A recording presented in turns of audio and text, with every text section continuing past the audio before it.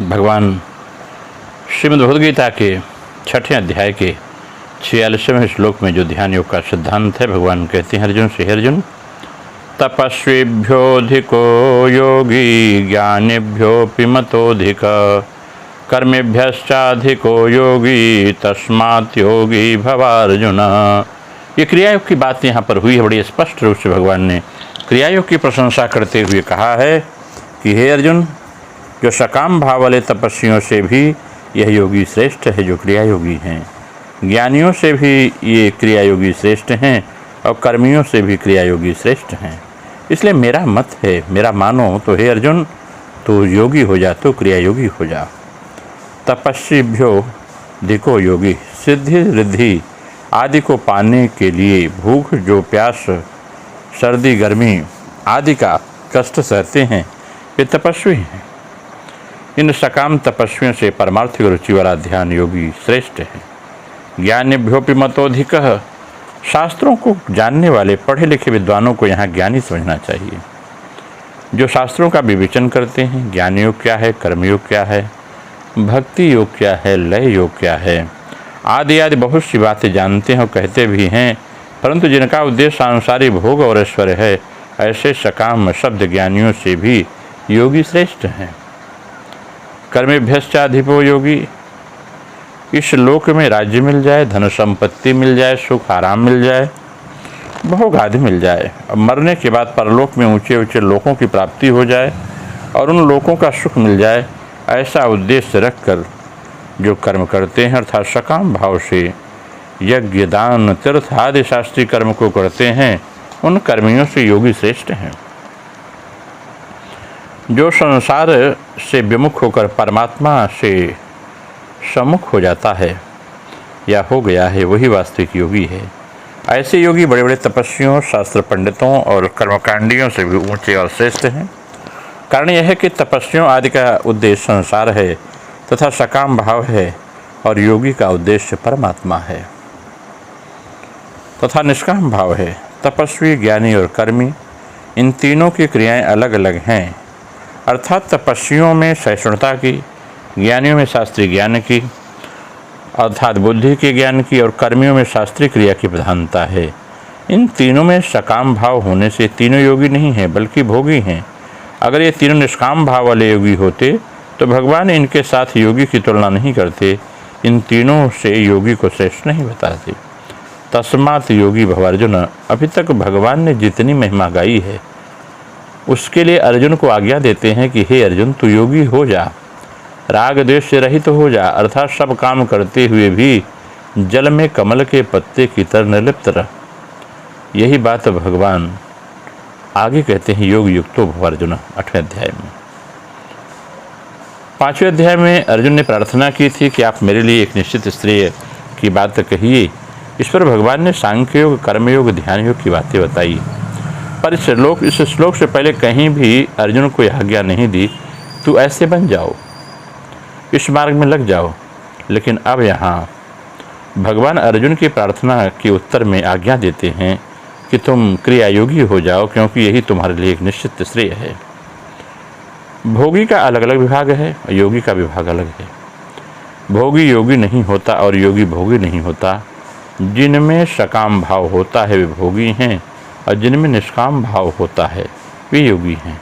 इसलिए सकाम भाव वाले तपस्वी, ज्ञानी और कर्मों में भी निष्काम भाव वाला योगी श्रेष्ठ है, ऐसा चिंतन है।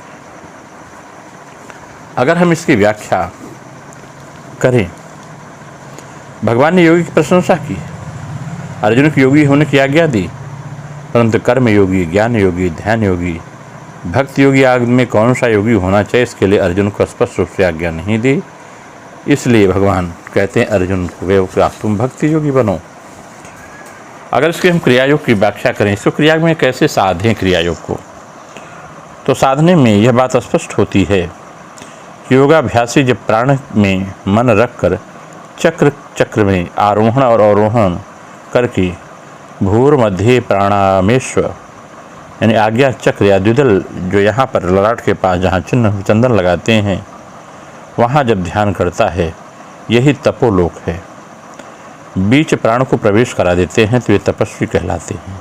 वे ज्ञानी वे हैं जो योनि मुद्रा के द्वारा आत्मज्योति देखते हैं। उनके भीतर अनेक अशुद्ध विषयों को सुनते हैं जो कभी सुना नहीं गया है। अनहद नाद सुनते हैं। अदृश्य पूर्ण दृश्यों को देखते हैं जो कभी नहीं देखा वो दृश्य सुनाई देता है। उसके पश्चात नाद बिंदु का संधान पाकर बिंदु में मन स्थिर करके बैठते रहते हैं।